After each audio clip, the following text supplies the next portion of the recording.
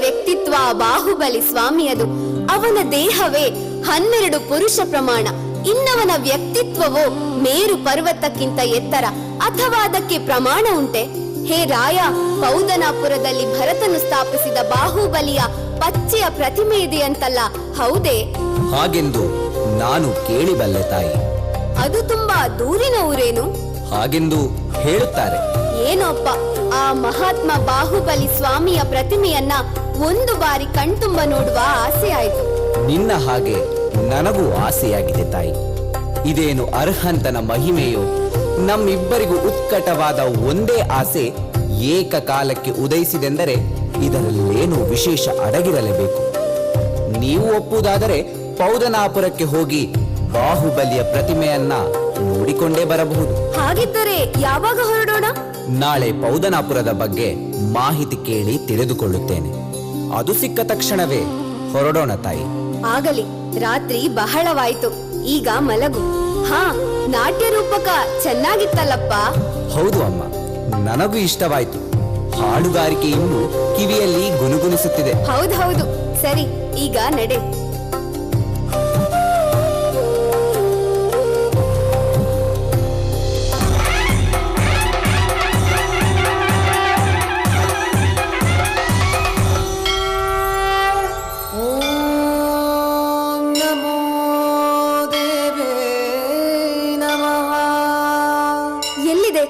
ಪೌದನಾಪುರ ಎಲ್ಲಿದೆ?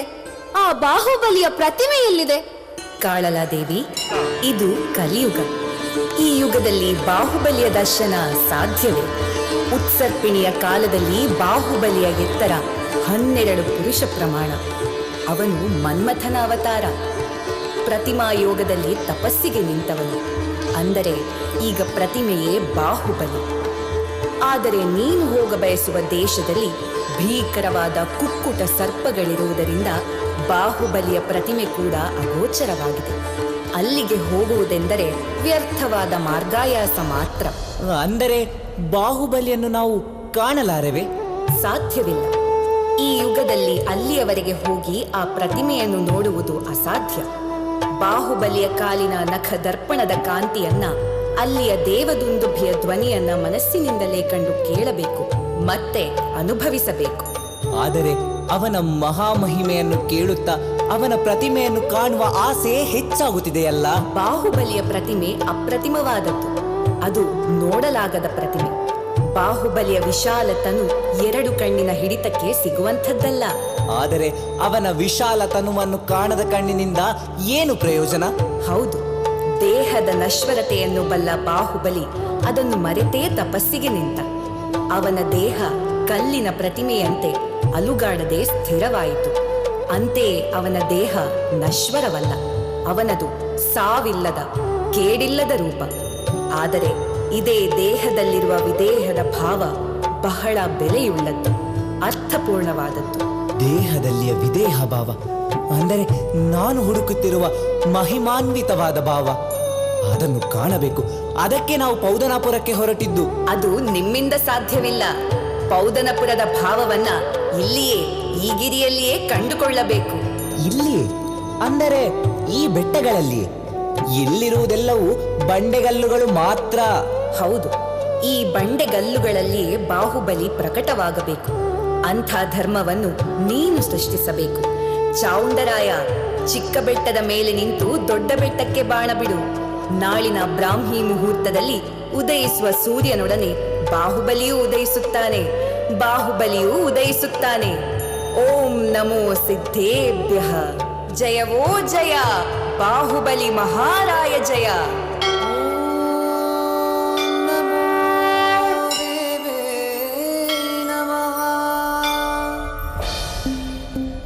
ಜಿನೇಶ್ವರ, ಇದೊಂದು ಹೊಸ ಎಚ್ಚರ ತಾಯಿ. ನಿಮಗೂ ಎಚ್ಚರವಾಯಿತೆ? ಹೌದು ಮಗು, ದಿವ್ಯವಾದ ಕನಸು ಕಂಡೆ. ಇಗೋ ಮೈ ತುಂಬ ಪುಳಕ ಇನ್ನೂ ಹಾಗೆ ಇದೆ. ಕನಸಿನಲ್ಲಿ ಒಬ್ಬ ದಿವ್ಯ ದೇವತೆ. ಅಬ್ಬಾ, ಬೆಳದಿಂಗಳು ಕೆನೆಗಟ್ಟಿದಂತಹ ಅವಳ ರೂಪ, ತಿಳಿನೀರಿನ ತಳದಲ್ಲಿ ಹೊಳೆವಂತಹ ಹರಳಿನಂತಹ ಕಣ್ಣು, ಪ್ರಸನ್ನ ನಗೆ ನಗುತ್ತಾ ಚಾವುಂಡರಾಯ ಚಿಕ್ಕ ಬೆಟ್ಟದಲ್ಲಿ ನಿಂತು ದೊಡ್ಡ ಬೆಟ್ಟಕ್ಕೆ ಬಾಣ ಬಿಡಲಿ. ಬಂಡೆ ಸೀಳಿ ನಾಳಿನ ಬ್ರಾಹ್ಮಿ ಮುಹೂರ್ತದಲ್ಲಿ ಸೂರ್ಯನೊಡನೆ ಬಾಹುಬಲಿಯು ಉದಯಿಸುತ್ತಾನೆ ಅಂತ ಹೇಳಿದಂತಾಯ್ತಪ್ಪ. ಅಮ್ಮ, ನನಗೂ ಅದೇ ಕನಸು, ಅದೇ ದೇವತೆಯ ಆಜ್ಞೆ. ತಾಯಿ ಮಗನಿಗೆ ಒಂದೇ ಕನಸು. ಪರಮಾಶ್ಚರ್ಯ, ಪರಮಾಶ್ಚರ್ಯವಲ್ಲವೇ? ಇದು ನನ್ನಿಂದ ಸಾಧ್ಯವೇ ತಾಯಿ? ಆ ಮಹಾತಾಯಿ ಹೇಳಿದಂತೆ ಭಕ್ತಿಯಿಂದ ಮಾಡುವುದು ನಿನ್ನ ಕೆಲಸ. ಮುಂದಿನದು ಆ ಮಹಾತಾಯಿಯ ಕೆಲಸ. ಹಾ, ಕೊನೆಯಲ್ಲಿ ಆ ತಾಯಿ ಅದೇನೋ ಉದ್ಘರಿಸಿದಳಲ್ಲ, ಏನದು? ಹೌದೌದು, ಅದೇ ಅದೇ. ಜಯವೋ ಜಯ, ಬಾಹುಬಲಿ ಮಹಾರಾಯ ಜಯ.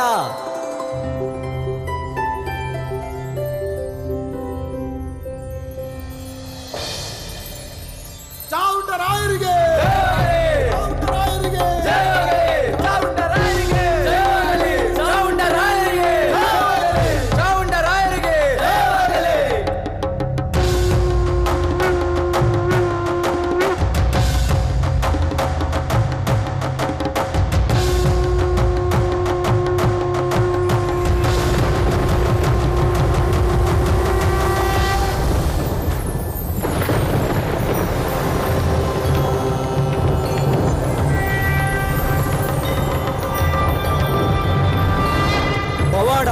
ಇದು ಪವಾಡ.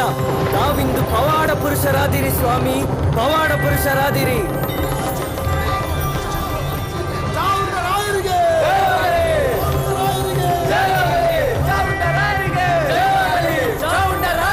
ನಿಮ್ಮ ಆಸೆ ಈಡೇರಿತು ತಾಯಿ, ಆಸೆ ಈಡೇರಿತು. ನನ್ನದಲ್ಲಪ್ಪ, ಆ ದೇವಿಯ ಆಸೆ ಫಲಿಸಿತೆನ್ನು. ನಮ್ಮೆಲ್ಲರ ಜನ್ಮ ಸಾರ್ಥಕವಾಯಿತು ಮಗು. ಓಂ ಅರಿಹಂತಾಯ ನಮಃ. ಆ ಶಿಲೆಗೊಬ್ಬ ಮಹಾನ್ ಶಿಲ್ಪಿ ಬೇಕಲ್ಲ. ತಮ್ಮ ಆಸೆ ಈಡೇರಿಸಲು ದೇವರೇ ಸಿದ್ಧರಿರುವಾಗ ಮೂಲ ಶಿಲೆಯಿಂದ ಮೂರ್ತಿ ಮಾಡುವ ಶಿಲ್ಪಿ ಸಿಗದಿರುವನೆ ಸ್ವಾಮಿ. ಅಂಥವರು ನಮ್ಮಲ್ಲಿದ್ದಾರೆಂದು ನಿಮಗೆ ಅನಿಸುತ್ತಿದೆಯೇ ಸಚಿವರೇ? ಶೋಧಿಸೋಣ ಸ್ವಾಮಿ. ಬೇಕಾದರೆ ಈಗಲೇ ತಮ್ಮ ಅವಗಾಹನೆಗೆ ನಾನೊಂದು ಹೆಸರು ಸೂಚಿಸಬಲ್ಲೆ. ಯಾರವನು? ಕಲ್ಕುಡ ದಕ್ಷಿಣಾಚಾರ್ಯ ಮಗ ಢಂಕಣಾಚಾರ್ಯ ಹೆಸರು ಎಲ್ಲ ದೊಡ್ಡವರ ಬಾಯಲ್ಲಿದೆ ಸ್ವಾಮಿ. ಓ, ನಮ್ಮ ರಾಜ್ಯದವನೇ. ಇವನ ಹೆಸರನ್ನು ನಾನು ಕೇಳಿಬಲ್ಲೆ. ನದಿಯ ದಡದ ಮಳಲಿನಲ್ಲಿ ಮೂರ್ತಿಗಳ ಮಾಡಿ ಕೆಡಿಸುತ್ತಾನಂತಲ್ಲ, ಅವನೇ? ಅವನದೊಂದು ಕತೆ ಇದೆ ಸ್ವಾಮಿ. ಅವನ ತಂದೆ ನಾಡಿನಲ್ಲೇ ಹೆಸರಾಂತ ಶಿಲ್ಪಿ. ಈ ಹುಡುಗನಿನ್ನು ಚಿಕ್ಕವನಿದ್ದಾಗ ತನ್ನ ತಂದೆ ಉತ್ತರಾದೇಶದ ರಾಜನ ಬಳಿ ಹೋದವರು ಹಿಂಬರಲಿಲ್ಲ.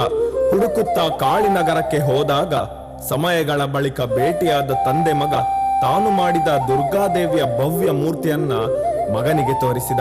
ಸುಮ್ಮನಿರಲಾರದ ಮಗ ಮೂರ್ತಿಯಲ್ಲಿ ಕೊರತೆಯನ್ನುಡುಕಿ ಹೇಳಿದ್ದನ್ನು ಕಂಡು ಅವಮಾನಿತನಾಗಿ ತನ್ನ ಉಳಿಯಿಂದ ಎದೆಯನ್ನ ಸೀಳಿ ಪ್ರಾಣ ಬಿಡುತ್ತಾನೆ. ವಿಷಯ ತಿಳಿದ ತಾಯಿಯು ಅಸುನೀಗುತ್ತಾಳೆ. ಅಂದಿನಿಂದ ಇಂದಿನವರೆಗೆ ತಾನು ಬೆಳಿಗ್ಗಿನಿಂದ ಸಂಜೆಯ ತನಕ ಕಲೆಗಾರಿಕೆ ಕೆಲಸವನ್ನ ಮುಗಿಸಿ ಮನೆಗೆ ಹೋಗುವ ಮುನ್ನ ಕೆಡಿಸಿ ಹೋಗುತ್ತಿದ್ದಾನೆ. ಈಗ ನೆರೆಮನೆಯ ಅಜ್ಜಿಯ ಆಶ್ರಯದಲ್ಲಿದ್ದಾನೆ. ಅಜ್ಜಿಯ ಮಾತನ್ನು ತಪ್ಪುವವನಲ್ಲ. ಅಜ್ಜಿ ಹೇಳಿದರೆ ಮಾತ್ರ ಒಪ್ಪಿಕೊಂಡಾನು. ಆಯ್ತು, ಅವನನ್ನು ಭೇಟಿಯಾಗಿ ಆ ಶಿಲೆಯನ್ನು ತೋರಿಸು. ಆಮೇಲೆ ಏನಂತಾನೆ ಎಂದು ಕೇಳಿಕೊಂಡು ಬಂದು ತಿಳಿಸು. ಅಪ್ಪಣೆ ಅಂತಾಗಲಿ ಸ್ವಾಮಿ.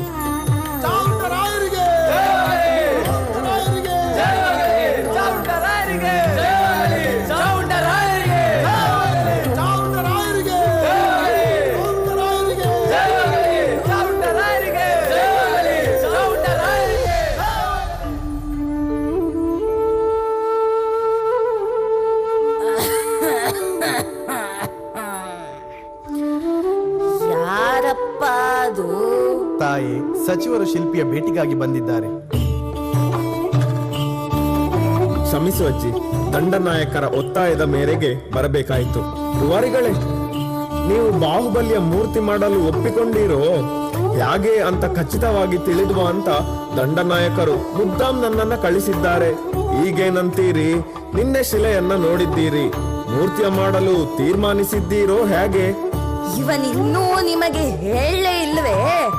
ಅವನು ಮೂರ್ತಿಯ ಮಾಡಲು ಒಪ್ಪಿದ್ದಾನೆಂದು ದಂಡನಾಯಕರಿಗೆ ತಿಳಿಸಿಬಿಡಪ್ಪ. ಆಹಾ, ಆಯ್ತು ಅಜ್ಜಿ, ನಾವಿನ್ನು ತೆರಳುತ್ತೇವೆ. ಅಜ್ಜಿ ಅಜ್ಜಿ ಅಜ್ಜಿ, ಇದೇನು ಮಾಡಿದೆ ಅಜ್ಜಿ? ಆ ಗಾತ್ರದ ಮೂರ್ತಿಯನ್ನು ನಾನಿದುವರೆಗೂ ನೋಡಿಲ್ಲ, ಕಲ್ಪಿಸಿಯೂ ಇಲ್ಲ. ಅದರ ಪ್ರಮಾಣ ನಾನಿನ್ನು ಕಲಿತಿಲ್ಲ. ಕಲಿಸಲು ನನಗಾರೂ ಇಲ್ಲ. ಕಲಿಯಲಾಗದ ಮೂರ್ತಿಯನ್ನು ಮಾಡುತ್ತೇನೆನ್ನುವುದು ನಾಳೆ ಚೇಷ್ಟೆಯ ಮಾತಾದಿತು. ನಿನಗೂ ಕೂಡ ಕೆಟ್ಟ ಹೆಸರು ಬಂದಿತ್ತು. ಅಜ್ಜಿ, ಅದು ನನ್ನಿಂದಾಗದು. ಈಗಲೇ ಹೋಗಿ ನಡೆದ ವ್ಯವಹಾರವನ್ನು ರದ್ದುಗೊಳಿಸಿ.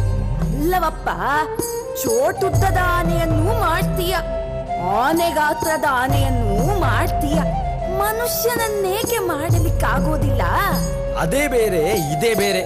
ಇವರು ಹೇಳುವ ಸ್ವಾಮಿಯ ಮೂರ್ತಿ ಪ್ರಮಾಣ ಮೀರಿದ್ದು. ಈ ಪ್ರಮಾಣ ಶಾಸ್ತ್ರದಲ್ಲಿ ಎಲ್ಲಿಯೂ ಸಿಗೋದಿಲ್ಲ. ಶಾಸ್ತ್ರದಲ್ಲಿ ಇಲ್ಲವಾದರೆ ಬೇಡ. ನಿನಗೇನಾಗಿದೆ? ಒಂದಾಳಿಗೆ ಇಷ್ಟ ಆದರೆ 12 ಆಳುದ್ದದ ಪ್ರತಿಮೆಗೆ ಎಷ್ಟು ಅಂತ ಲೆಕ್ಕ ಹಾಕ್ಲಿಕ್ಕೆ ಆಗೋದಿಲ್ವಾ ತಡ್ಡ? ಅಜ್ಜಿ ಅಜ್ಜಿ, ನಿನಗೆ ಹೇಗೆ ತಿಳಿ ಹೇಳಲಿ ಅಂತ? ನಂದು ಅದೇ ಗೋಳು, ನಿನಗೆ ಹೇಗೆ ತಿಳಿ ಹೇಳಲಿ ಅಂತ. ನಿನ್ನ ಸತ್ವವನ್ನ ನೋಡೋ ಕಣ್ಣು ನಿನಗಿಲ್ಲ ನಿಜ, ಆದರೆ ನನಗಿವೆಯಲ್ಲ. ನನಗೆ ನಿನ್ನ ಸತ್ವ ಕಾಣುತ್ತಿದೆ. ನಾನು ಹೇಳುತ್ತೇನೆ ಕೇಳು. ನಿನಗೆ ಆ ಯೋಗ್ಯತೆ ಇದೆ. ಆದ್ದರಿಂದ ಹೋಗಿ ಮೂರ್ತಿಯ ಮಾಡುವೆನೆಂದು ದಂಡನಾಯಕರಿಗೆ ಹೇಳು. ನಿನ್ನ ಅಪ್ಪ ದೇಶದ ದೊಡ್ಡ ಶಿಲ್ಪಿ ಆಗಿದ್ದ, ಅವನ ಮಗ ನೀನು. ಇದು ಪ್ರಮಾಣ ಮೀರಿದವನ ಮೂರ್ತಿ ಅಂದೆಯಲ್ಲ, ಹಂಗಾದ್ರೆ ನಿನ್ನ ಪ್ರಮಾಣ ಯಾವುದು ಅಂತ ಸ್ವಾಮಿಯನ್ನೇ ಕೇಳು. ಬಾಹುಬಲಿ ಬಾಗಿದವರಿಗೆ ಭಾಗ ಹೃದಯ ಕೊಡುವವನು. ನೀನು ಹೋಗಿ ಅವನ ಮುಂದೆ ಮಂಡಿಯೂರಿ ಕೂತು ನಿನ್ನ ಪ್ರಮಾಣದ ಗುಟ್ಟು ಹೇಳಿದೆಯೋ ಸರಿ, ಇಲ್ಲ ಅಂದ್ರೆ ನೀ ಹೇಳೋ ತನಕ ಪ್ರಾಣ ಹೋದ್ರು ಇಲ್ಲೇ ಹಿಂಗೇ ಕುಂತಿರ್ತೀನಿ ಅನ್ನು. ಸ್ವಾಮಿ ತಾನೇ ದಾರಿಗೆ ಬರೆದಿದ್ರೆ ಹೇಳು.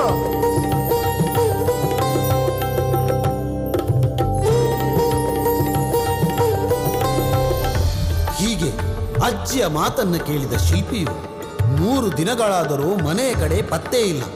ಎಲ್ಲಿ ಹೋದನು, ಏನು ಮಾಡಿದನು ಎಂಬ ಚಿಂತೆಯಲ್ಲಿ ಅಜ್ಜಿ ಮನೆಯಲ್ಲಿರುವಾಗ ನನಗೆ ಕೇಳದೆ ಒಂದಾಡಿದವನಲ್ಲ, ಮಾಡಿದವನಲ್ಲ, ಮಗನಿಗಿಂತ ಹೆಚ್ಚಾಗಿ ನನ್ನ ನೋಡಿಕೊಂಡಿದ್ದ, ಕಾಳಜಿ ಮಾಡುತ್ತಿದ್ದ. ಅಜ್ಜಿ ಅಜ್ಜಿ ಅಂತ ಬಾಯಿ ತುಂಬ ಕರೆದು ಮನೆ ತುಂಬ ಓಡಾಡಿಕೊಂಡಿದ್ದ. ಮೊಮ್ಮಗನನ್ನೇ ದೂರ ಮಾಡಿದ್ಯಲ್ಲೋ ಮಹಾರಾಯ. ಅಜ್ಜಿ, ಓ ಅಜ್ಜಿ, ಎಲ್ಲಿದ್ಯಾ ಅಜ್ಜಿ? ಇಷ್ಟು ದಿನ ಹೇಳದೆ ಕೇಳದೆ ಎಲ್ಲೋಗಿದ್ದೆ ಮಗ?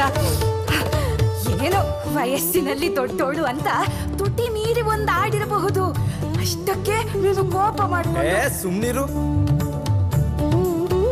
ನಿನಗೆ ಹೇಳದೆ ಕೇಳದೆ ಮೊನ್ನೆ ರಾತ್ರಿ ನಾನು ದೊಡ್ಡ ಬೆಟ್ಟಕ್ಕೆ ಹೋಗಿದ್ದೆ.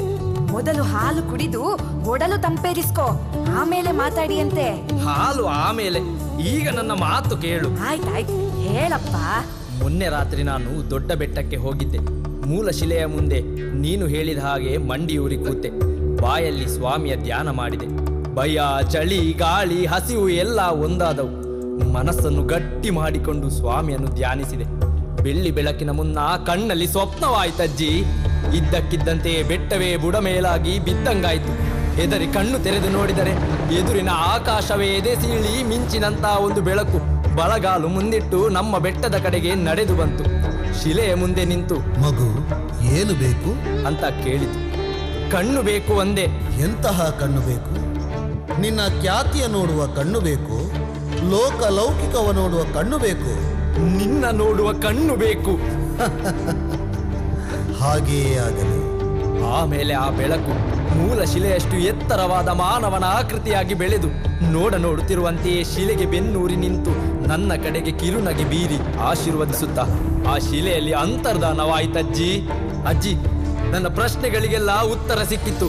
ಸ್ವಾಮಿಯ ಮೂರ್ತಿಯ ಮಾಡುವೆ, ಬಾಹುಬಲಿ ಸ್ವಾಮಿಯ ಮೂರ್ತಿಯ ಮಾಡುವೆ, ಆಶೀರ್ವಾದ ಮಾಡಜ್ಜಿ. ನಿನ್ನ ಮಾತು ಕೇಳಿ ಮೈ ತುಂಬಾ ಸಳಪಳ ಪುಳಕವೆದ್ದವೋ ನನ್ನ ಕಂದ. ತಾಳು ತಾಳು. ಸ್ವಾಮಿ ನಿನಗೆ ದರ್ಶನ ಕೊಟ್ಟರಲ್ಲ ನನ್ನಪ್ಪ. ಎಂಥ ಪುಣ್ಯವಂತ, ಎಂಥ ಭಕ್ತಿವಂತ ನೀನು. ಇಂಥ ದರ್ಶನ ಇನ್ಯಾರಿಗಾದರೂ ಆದೀತೇನೋ ನನ್ನಪ್ಪ. ಇದು ನಿನ್ನ ಸುದೈವ. ಬಾಹುಬಲಿಯೇ ಆಶೀರ್ವಾದ ಮಾಡಿ ನಿನಗೆ ಅವಕಾಶ ಮಾಡಿಕೊಟ್ಟಿದ್ದಾನೆ. ಜನ್ಮ ಸಾರ್ಥಕ ಮಾಡಿಕೊ. ಇನ್ನೊಂದು ಮಾತು, ಸ್ವಾಮಿ ಶಿಲೆಯಲ್ಲಿ ಸೆರೆಯಾಗುವ ಮುನ್ನ ನಿನ್ನ ಕಂಡು ಕಿರುನಗೆ ಬೀರಿದ ಅಂತ ಹೇಳಿದೆ ಅಲ್ಲ? ಹೌದು ಅಜ್ಜಿ. ಆ ನಗೆಯ ನಾನು ನೋಡಬೇಕು ಮಗ. ಮೂರ್ತಿ ರೂಪದ ಅವನ ತುಟಿಯ ಮೇಲೆ ಆ ನಗೆಯ ಮೂಡಿಸಿದೆಯೋ ಅದೇ ಅದೇ ನಿನ್ನ ಕಲೆಗೆ ಸ್ವಾಮಿಯ ಸಂಭಾವನೆ. ನಿನ್ನ ಕಾರ್ಯದಲ್ಲಿ ಯಶಸ್ವಿಯಾಗು ಮಗ. ಜಯವೋ ಜಯ, ಬಾಹುಬಲಿ ಮಹಾರಾಯ ಜಯ. ಹೇಳು ಮಗ. ಜಯವೋ ಜಯ, ಬಾಹುಬಲಿ ಮಹಾರಾಯ ಜಯ.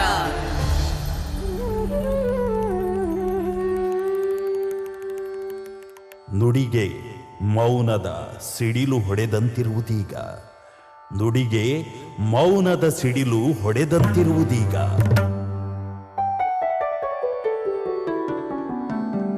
ಈ ಪರೆಯ ಸೊಬಗಾವ ದೇವರೋಳು ನಾ ಕಾಣಿ ಶ್ರೀಪತಿಯ ಕಂದ ಸಿರಿ ಬಾಹುಬಲಿಗಲ್ಲದೆ. ಈ ಪರೆಯ ಸೊಬಗಾವ ದೇವರೋಳು ನಾ ಕಾಣಿ ಶ್ರೀಪತಿಯ ಕಂದ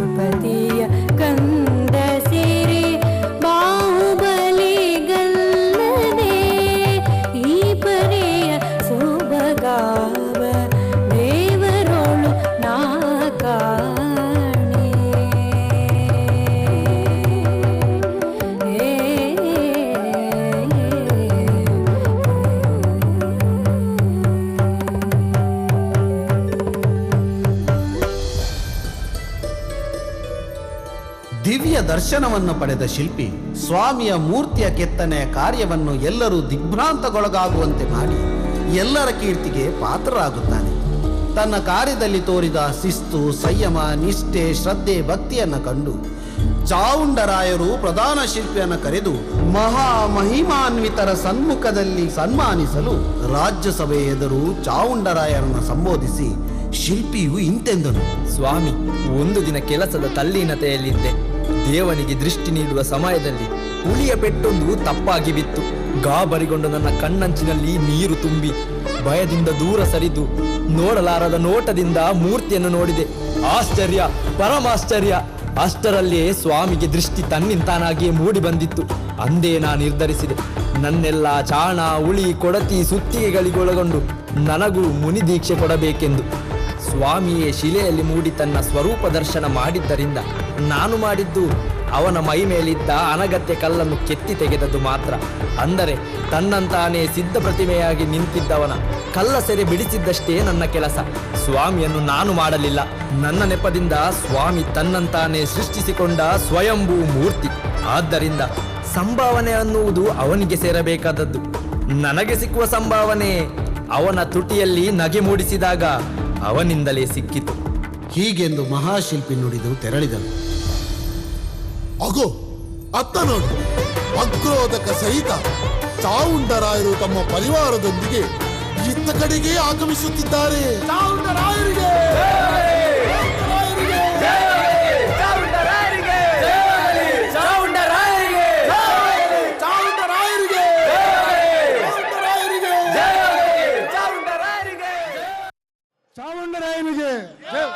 ಚಾವುಂಡರಾಯನಿಗೆ, ಚಾವುಂಡರಾಯನಿಗೆ, ಚಾವುಂಡರಾಯನಿಗೆ, ಚಾವುಂಡರಾಯನಿಗೆ, ಚಾವುಂಡರಾಯನಿಗೆ, ದಂಡಾಧಿಪತಿ ಚಾವುಂಡರಾಯನಿಗೆ, ದಂಡಾಧಿಪತಿ ಚಾವುಂಡರಾಯನಿಗೆ, ಸೇನಾಧಿಪತಿ ಚಾವುಂಡರಾಯನಿಗೆ, ಮೃನ್ಮೂರ್ತಿ ಚಾವುಂಡರಾಯನಿಗೆ, ಜನ್ಮತಿ ಚಾವುಂಡರಾಯನಿಗೆ, ವಿಜಯಂಗೈವ ಚಾವುಂಡರಾಯನಿಗೆ, ಅಗಾಧಿಪತಿ ಚಾವುಂಡರಾಯನಿಗೆ, ಶಿಲ್ಪಕಲಾ ವೈಭವ ಚಾವುಂಡರಾಯನಿಗೆ, ಬೃಹನ್ಮೂರ್ತಿ ವೈಭವ ಮೂರ್ತಿ ಚಾವುಂಡರಾಯನಿಗೆ, ನಮ್ಮೊಡೆಯ ಚಾವುಂಡರಾಯನಿಗೆ, ಚಾವುಂಡ ಕುಲಾಧಿಪತಿಗೆ ಜಯ ಜಯ ಚಾವುಂಡರಾಯನಿಗೆ, ಜಯ ಜಯ ಆಗಲಿ, ಜಯ ಜಯ ಚಾವುಂಡರಾಯನಿಗೆ, ಜಯವಾಗಲಿ, ಜಯ ಜಯ ಚಾವುಂಡರಾಯನಿಗೆ, ಜಯವಾಗಲಿ, ಜಯ ಜಯ ಚಾವುಂಡರಾಯನಿಗೆ, ಚಾವುಂಡರಾಯನಿಗೆ, ಚಾವುಂಡರಾಯನಿಗೆ, ಜಯವಾಗಲಿ, ಚಾವುಂಡರಾಯನಿಗೆ, ಚಾವುಂಡರಾಯನಿಗೆ, ಚಾವುಂಡರಾಯನಿಗೆ, ಜಯವಾಗಲಿ, ಸೇನಾಧಿಪತಿ ಚಾವುಂಡರಾಯನಿಗೆ, ಜಯವಾಗಲಿ, ದಂಡಾಧಿಪತಿ ಚಾವುಂಡರಾಯನಿಗೆ, ಜಯವಾಗಲಿ, ಕುಲಾಧಿಪತಿ ಚಾವುಂಡರಾಯನಿಗೆ, ಜಯವಾಗಲಿ, ಶಿಲ್ಪಕಲಾರಾಜ ಚಾವುಂಡರಾಯನಿಗೆ, ಕಾಳಲಾದೇವಿ ಸುತ ಚಾವುಂಡರಾಯನಿಗೆ, ಜಯವಾಗಲಿ, ಮೃನ್ಮೂರ್ತಿ ಬಾಗುವಳಿ ಸುತನಿಗೆ, ಜಯವಾಗಲಿ, ಚಾವಲಾದೇವಿ ಸುತನಿಗೆ, ಜಯವಾಗಲಿ, ಕಾವಲಾದೇವಿ ಸುತನಿಗೆ, ಜಯವಾಗಲಿ, ಜಯ ಜಯ ಚಾವುಂಡರಾಯ, ಜಯ ಜಯ ಚಾವುಂಡರಾಯ, ಜಯ ಜಯ ಚಾವುಂಡರಾಯ, ಜಯ ಜಯ ಚಾವುಂಡರಾಯ, ಜಯ ಜಯ ಚಾವುಂಡರಾಯ, ಜಯ ಜಯ ಚಾವುಂಡರಾಯ, ಚಾವುಂಡರಾಯನಿಗೆ, ಜಯವಾಗಲಿ, ಚಾವುಂಡರಾಯನಿಗೆ, ಕಾಳಲಾದೇವಿ ಸುತನಿಗೆ, ಮೃನ್ಮೂರ್ತಿ ಬಾಹುಬಲಿ ಪಿತಾಮಹನಿಗೆ, ಜಯ ಜಯ ಜಯ ಜಯ ಜಯ ಜಯ ಜಯ ಜಯ ಜಯ ಜಯ ಜಯ ಚಾವುಂಡರಾಯನಿಗೆ, ಜಯವಾಗಲಿ, ಚಾವುಂಡರಾಯನಿಗೆ, ಜಯವಾಗಲಿ, ಜಯ ಜಯ ಚಾವುಂಡರಾಯನಿಗೆ, ಜಯವಾಗಲಿ, ಕಾಳಲಾದೇವಿ ಸುತನಿಗೆ, ಜಯವಾಗಲಿ, ಕಾಳಲಾದೇವಿ ಸುತನಿಗೆ, ಜಯವಾಗಲಿ, ಜಯ ಜಯ ಚಾವುಂಡರಾಯನಿಗೆ, ಜಯವಾಗಲಿ.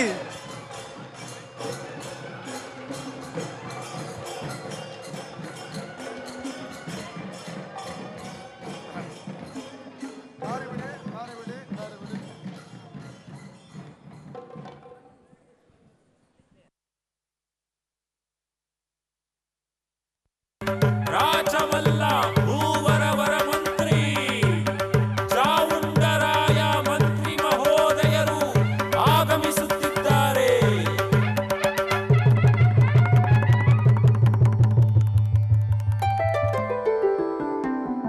ಚಾವುಂಡರಾಯರು ತಮ್ಮ ಪರಿವಾರದೊಂದಿಗೆ ಇತ್ತ ಕಡೆಗೆ ಆಗಮಿಸುತ್ತಿದ್ದಾರೆ. ಚಾವುಂಡರಾಯರಿಗೆ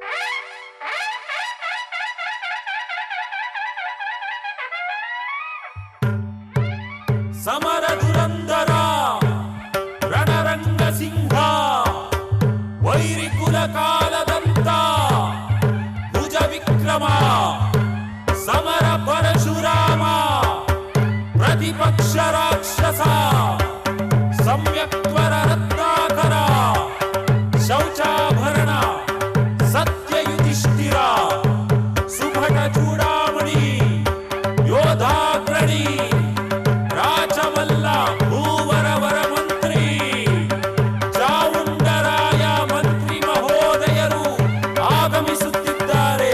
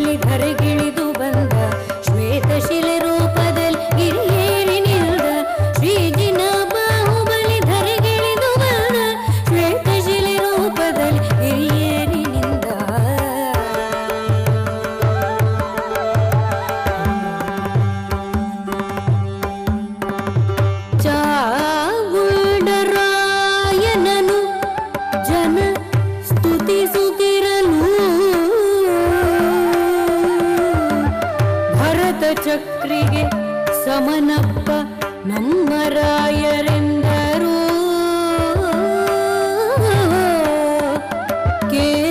ಕೇಳುತ್ತಲಿ ಉಬ್ಬಿದನು ಚಾವುಂಡ ಮದದಿ ಅಸಮಭಾವದಿ ತುಂಬಿ ಮೆರೆದಾಡಿದನು.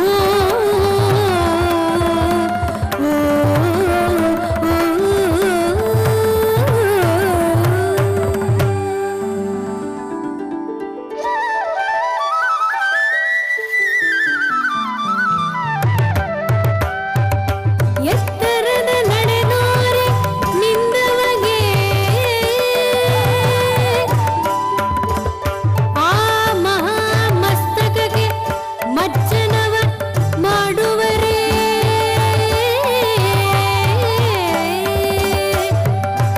ವಿಪುಲದೆ ಸುವಸ್ತುಗಳನ್ನೆಲ್ಲ ನೆರಹುತ ಗುರು ಸಿದ್ಧರಾಣತಿಯಂತೆ ಬರಿಸಿ ನೃಪರ ಎತ್ತರಕ್ಕೆ ಕಟ್ಟಿರುವ ಅಟ್ಟಳಿಗೆ ತಾನೇರಿ ಹೊತ್ತ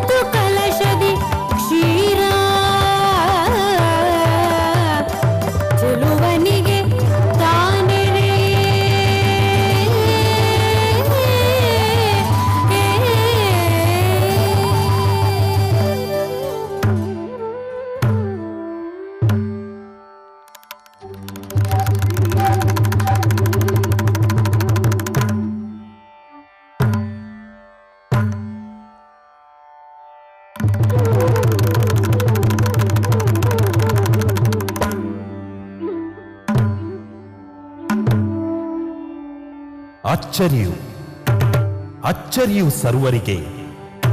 ಕ್ಷೀರಧಾರೆಯು ಮೂರ್ತಿಯ ನಡುವಿನಲ್ಲಿ ನಿಂತಿರಲು. ಕ್ಷೀರವು ನಾಭಿಯನ್ನು ತಾಮೀರಿ ಕೆಳಗಿಳಿಯದೆಯೇ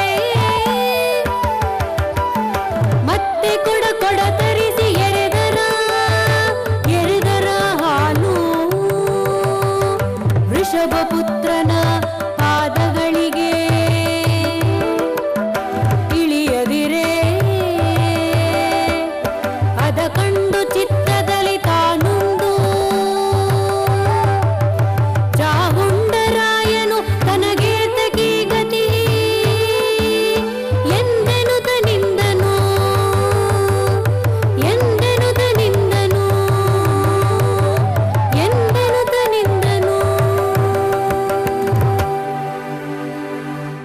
ಏಕೆ ಹೀಗಾಯಿತು ಎಂದು ಮಂದಿ ಪಿಸಿಗುಡುತ್ತಿರೆ ಚಿಂತೆಯುಳು ರಾಯನು ಸರಿದು ಕುಳಿತನು.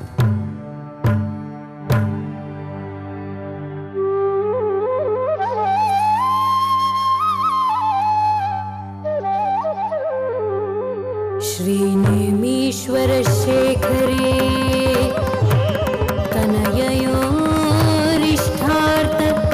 ಸಂಪಾದನೆ ಕ್ರೀಡಾಂಬೋರುಹ ಸಕ್ತ ಕೀರಪಟಿತ ಶ್ರೀಪಂಚಮಾತ್ರ ಶ್ರುತೆ ಅಂಬಾಳೆಂಬಿಕೆ ಅಂಬೆ ಜೈನ ತಿಲಕೆ ಸ್ಮಿತೋದ್ಯನ್ಮುಖಿ ಕೂಷ್ಮಾಂಡ್ಯಾಂ ಬ್ರಹ್ಮಹೀರು ಹಸ್ತಲಗತೆ ಮಾಂ ರಕ್ಷ ಯಕ್ಷೇಶ್ವರಿ ಮಾಂ ರಕ್ಷ ಯಕ್ಷೇಶ್ವರಿ.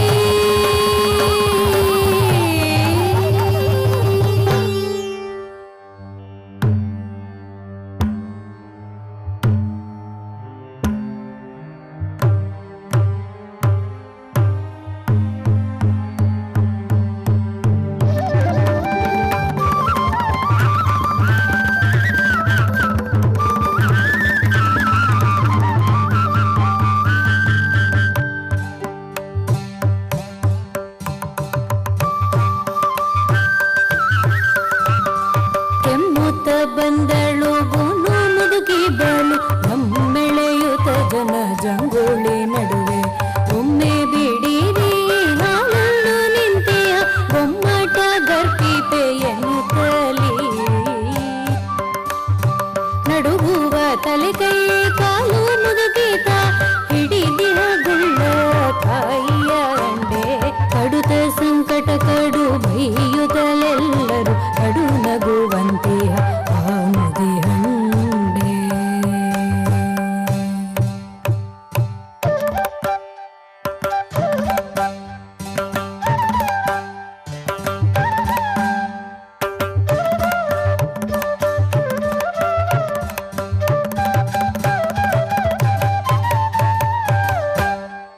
ಬೋಡುಬಾಯಜ್ಜಿ ಏತಕೆ ಎನ್ನನು ಕಾಡುವೆ ವ್ಯಂಗ್ಯದಿ ನೀನು ಗಾಢದೊಳಿಳಿಯದ 100 ಕೊಡದ ಹಾಲು ಓಡುವುದೇ ಕಾಲ ನಳಿದು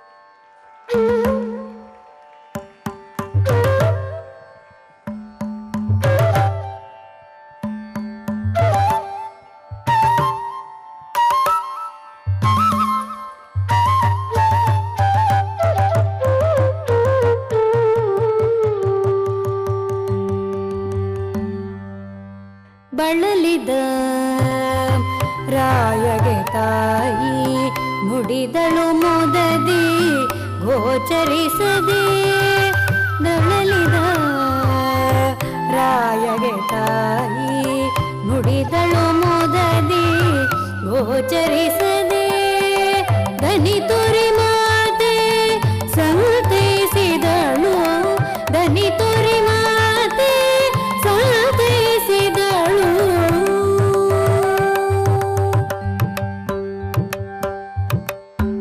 ಎಲೆ ಚಾವುಂಡ, ನಾನೇ ಕೂಷ್ಮಾಂಡಿನಿ ದೇವಿ. ಧರ್ಮ ರಕ್ಷಕನಾದ ನೀನು ದುರಹಂಕಾರಿಯಾಗಬಾರದು ಎಂಬ ಉದ್ದೇಶದಿಂದಲೇ ಗುಳ್ಳಕಾಯಜ್ಜಿಯ ರೂಪದಲ್ಲಿ ನಾನು ಬಂದಿರುವೆ. ಮುಂದೆ ಎಲ್ಲರ ಒಳಿತಿಗಾಗಿ ಗುಳ್ಳಕಾಯಜ್ಜಿಯ ಮೂರ್ತಿ ನಿರ್ಮಿಸಿ ದಾನ ಧರ್ಮಗಳಿಗೆ ಪ್ರೇರಣೆ ನೀಡಿ ನಿನಗೆ ಮಂಗಳವಾಗ, ನಿನಗೆ ಮಂಗಳವಾಗ.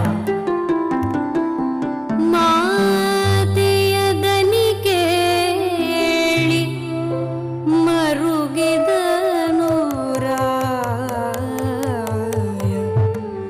ಮದವಾಂತ ಮನಸ್ಸಿಗೆ ನಾಚಿದನು ಹಿರಿಯ ಎಲ್ಲವೂ ಕರ್ಮ ಫಲ ನನ್ನದೇನಿಹುದೆಂದು ಸಹಜಭಾವ ತಳೆದು ಚಾವುಂಡ ಮೆರೆದ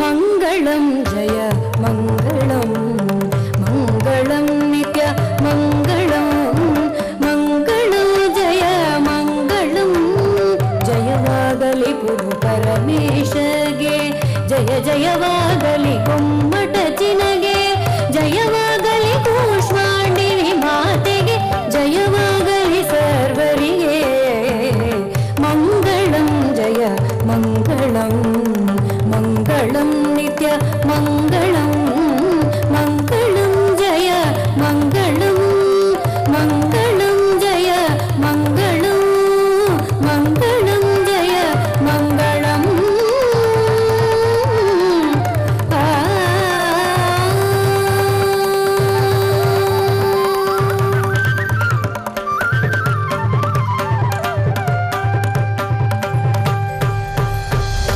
जय बोलो बाहुबली स्वामी भगवान की जय बोलो बाहुबली स्वामी भगवान की जय बोलो बाहुबली स्वामी भगवान की जय बोलो बाहुबली स्वामी भगवान की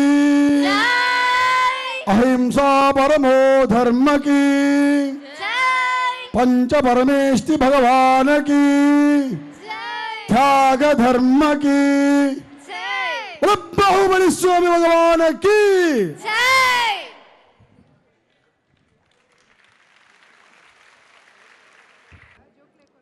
ಪರಮ ಪೂಜ್ಯ ಸ್ವಾಮೀಜಿಯವರಿಗೆ ಭಕ್ತಿಪೂರ್ವಕ ಇಚ್ಛಾಮಿಗಳು. ಪೂಜ್ಯ ಕಾವಂದ್ರು ಹಾಗೂ ಅಮ್ಮನವರ ಆಶೀರ್ವಾದ ಬೇಡ್ತಾ ನೆರೆದಿರುವ ಎಲ್ಲ ಗಣ್ಯರಿಗೂ ನಮಸ್ಕಾರ. ಎಲ್ರಿಗೂ ಹೊಸ ವರ್ಷದ ಶುಭಾಶಯಗಳು. ಹೊಸ ವರ್ಷ ಅಂದರೆ ನಮ್ಮೆದುರು ಒಂದು ಖಾಲಿ ಪುಸ್ತಕ ಇದ್ದಂತೆ. ಅದನ್ನು ನಾವು ಎಷ್ಟು ಸುಂದರವಾಗಿ ಅರ್ಥಪೂರ್ಣವಾಗಿ ಚೆನ್ನಾಗಿ ಬರಿತೇವೆ ಅನ್ನೋದು ನಮ್ಮ ಕೈಯಲ್ಲಿದೆ. ಹಾಗೆ ಈ ವರ್ಷದ ನಮ್ಮ ಪುಸ್ತಕ ಜಿನಭಜನೆ ಎಂಬ ಸಂಸ್ಕಾರದ ಜ್ಯೋತಿಯನ್ನು ಬೆಳಗಿಸುವ ಮೂಲಕ ಪ್ರಾರಂಭ ಮಾಡಿದ್ದೇವೆ.